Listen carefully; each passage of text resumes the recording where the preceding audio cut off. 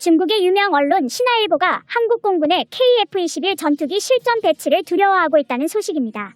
개발 완료 즉시 실전 배치될 우리나라의 최신 주력 전투기 KF-21은 세계 1위 수준의 5세대급 스텔스 엔진과 애프터버너 가변 노즐을 탑재해 미공군의 F-22 랩터가 구사했던 코브라 기동과 스크리밍 기동 등 함전 운용 방식에서도 세계 최고 수준의 최첨단 전투기로 거듭날 준비를 끝마쳤습니다.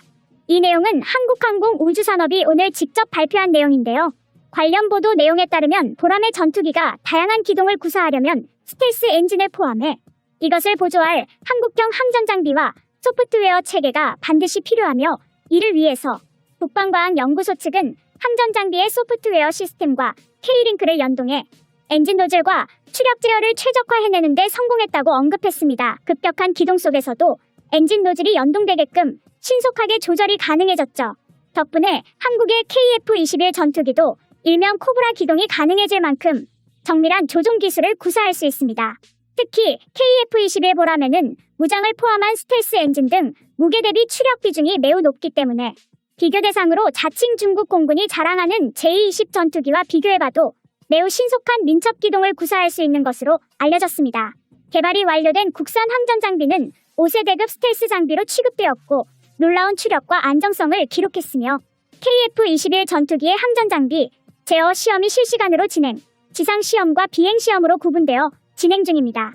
또한 추가적으로 공개된 보고서 내용에 따르면 KF-21의 조정성 평가, 시뮬레이터 HQS에 관한 보고서에서 나온 정보로 함전 장비를 시험하기 위해 KF-21과 완전히 똑같은 조종석을 배치시킨 뒤 조종석 앞에 위치한 넓게 펼쳐진 화면에는 실제 한반도 지형을 똑같이 스캔한 정보가 구현돼 KF-21을 미리 조정하는 시험을 할 수 있게 5세대급 HQS가 설치되어 있다는 게 확인되었습니다.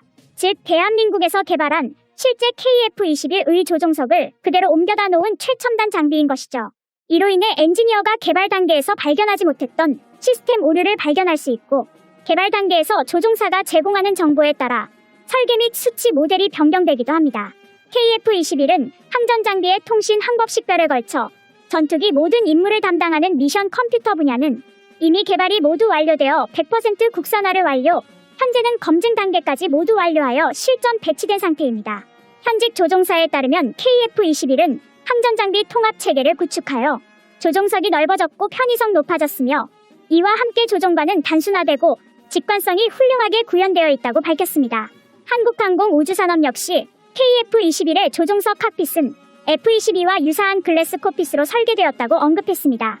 이 콕핏은 조종사의 임무 수행에 필요한 필수 비행 데이터를 포함해 항공기 데이터 및 통합 전자전으로 들어오는 위협 정보를 선택적으로 시연해 조종사에게 최적의 대응 방법을 제공해줍니다. 칵핏에서 본 KF-21의 비행 제어 시스템은 3중 디지털 플라이 바이오를 채용했습니다. 디지털 FBW는 조종단과 항공기의 비행 제어 장치가 융합 시스템으로 물리적인 결합으로 이루어지는 것이 아니라 전자 제어 시스템으로 연결되는 방식인데요. 최신의 전투기 기체들은 공기역학적으로 점점 더 불안정한 형상을 설계가 되고 있으므로 이를 보완하기 위한 것이 디지털 FBW입니다. 기체가 불안정하니 조종사가 조종관을 잡고 일일이 기체를 컨트롤해야 하기 때문에 실제 작전 임무 수행은 불가능해집니다. 그래서 컴퓨터가 1초에도 수십에서 수백 번 전투기의 상태를 측정해 비행한 정성이 떨어지면 바로바로 미세하게 조정면을 움직여 안정적인 비행을 돕는 것입니다. 이와 함께 함전 장비인 HOT에는 AES 기능도 있는데요. 이는 조종석 내에서 음성으로 KF를 제어할 수 있는 DVI 기술도 포함되어 있습니다. 쉽게 말해 긴박한 상황에서는 손으로는 조종을 하면서 음성으로 다른 명령을 시전할 수 있는데요. 이는 한국의 KF-21 전투기가 기존 4세대급 전투기와는 비교할 수 없는 성능적 우위를 차지할 수 있다는 명확한 증거이기도 합니다. 또한 KF-21을 위한 함전 장비가 국내 기술로 90% 개발되었다는 것은 그 의미가 남다릅니다. 과거 한국은 록히드 마틴과 함전 장비에 관한 기술과 설계를 도입했지만 당시에는 단순 제작 조립에 그쳤습니다. 전투기의 용도 확장과 신규 개발을 위해서라면 반드시 국산 함전 장비가 필요한데요. 그래서 한국은 라이센스 생산을 했던 경험에 힘입어 2016년부터 본격적인 HQS 개발을 시작하게 됩니다. HQS가 개발하기 어려운 이유는 전투기에 들어가는 모든 함전 장비에 체계 통합이 이루어져야만 개발할 수 있기 때문인데요. 300여 개의 조밀한 장비들이 조종되면서 단 1%의 오차 없이 작동돼야만 합니다. 또한 전투기의 모든 항전 장비가 강대국들의 고난이도 기술력을 보여주는 그 자체이므로 어느 국가나 개발사도 5세대급 항전 장비에 관해 기술을 공개하지 않습니다. 한국은 그동안 부족한 기술적인 사항은 유수업체의 기술 자문 선진 사례와 기술 분석 등을 통해 비로소 국산화를 이뤘는데요. 다행히도 이미 8호 시제기에는 국산 에비오닉스가 탑재 중이고 넥스트 비행 일정은 계획할 수 없는 점으로 미루어 봤을 때 국방과학연구소는 국산 에비오닉스 개발에 성공했다는 것이 군사 전문가들의 확고한 의견입니다.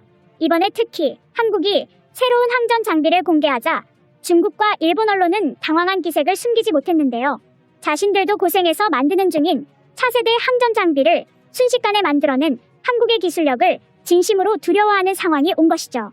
대체 얼마나 대단한 장비를 만들었기에 중국과 일본에서 이런 반응을 보이는 것일까요?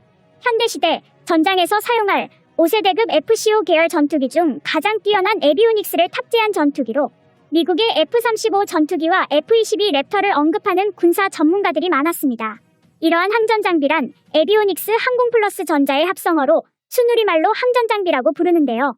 현대전장에서 전투기의 핵심 장비 중 가장 으뜸다는 것을 꼽으라면 항공전자 장비를 첫 번째로 꼽을 수 있습니다. 그도 그럴 것이 항공전자 장비는 약 300여 종의 최신의 항공 장비들이 하나의 체계에 통합되기 위한 필수적 조건입니다. 그런데 대한민국에서 개발을 진행 중인 KF-21 전투기가 현존 전투기 중 가장 뛰어난 최신 사양의 항전 장비를 탑재한다는 사실이 최근에 알려지면서 전 세계 군사무기 매체들의 관심이 대한민국에 집중되고 있는데요.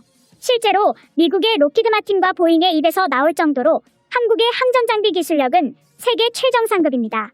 이것은 로키드 마틴의 스마트 엔지니어들도 인정했는데 당시 한국을 방문했던 로키드 마틴 관계자는 한국의 항공 기술력이 이렇게 선진화된 기술을 갖고 있을 줄 몰랐다며 너무 충격적이라고 전하기도 했습니다. 이어서 KF-21의 모든 무장이 완료되는 2026년까지 공대공 무장체계, 2028년 공대지 무장체계, 2030년 공대함 무장체계 통합으로 계획되어 있습니다. 아울러 주요 항전 장비의 안전성을 가장 핵심 목표로 추진하고 있습니다. 항공장비 개발 당시 현역 공군 관계자는 4대 핵심 기술인 항전 장비 통합 시스템을 개발해낼 수 있느냐에 따라 KF-X 사업의 성공 여부가 명확하게 갈릴 것으로 전망했습니다. 대한민국의 강대한 군사력을 위하여 시청자 여러분들의 구독과 알림 설정 진심으로 감사드립니다.